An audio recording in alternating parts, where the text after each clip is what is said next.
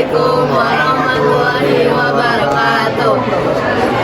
Di sini kami dari kelompok 3 Fisika ingin mempresentasikan tentang Lebaran yang kemarin. Nah, yang pertama itu ada umbruk. Umbruk adalah kain tradisional khas Banten yang dibuat dengan teknik tenun manual oleh para perajin lokal. Kain ini memiliki corak khas dan biasanya digunakan dalam upacara adat atau acara penting.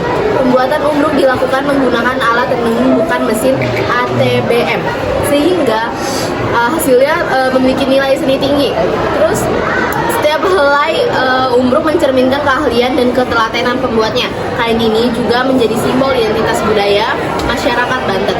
Dalam perkembangannya, umbruk tidak hanya digunakan sebagai busana adat, tapi juga mulai dikreasikan menjadi berbagai produk fashion modern. Pemerintah daerah dan komunitas budaya terus mendorong pelestarian kain ini agar tidak punah.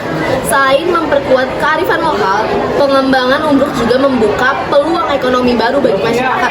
Keunikan motif dan keaslian proses membuat umbruk semakin dinikmati.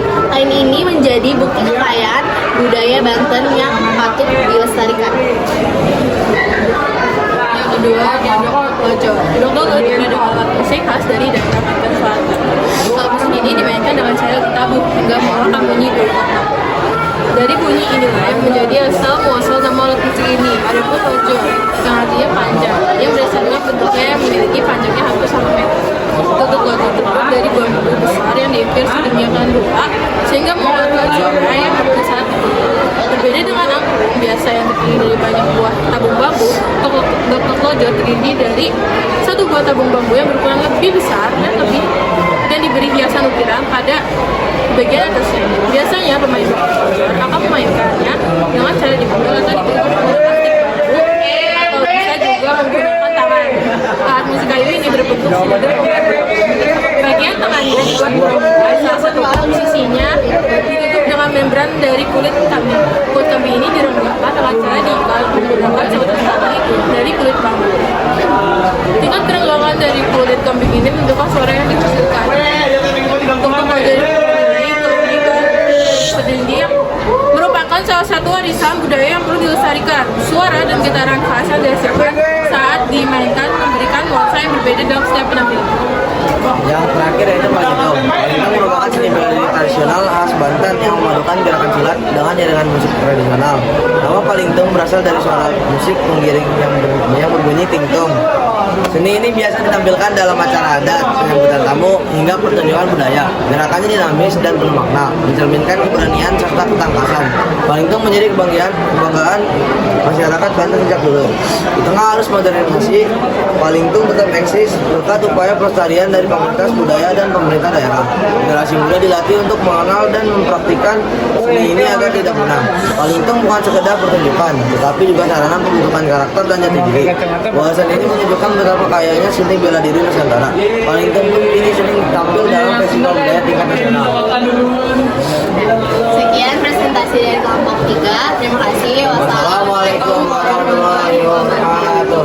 Assalamualaikum warahmatullahi wabarakatuh.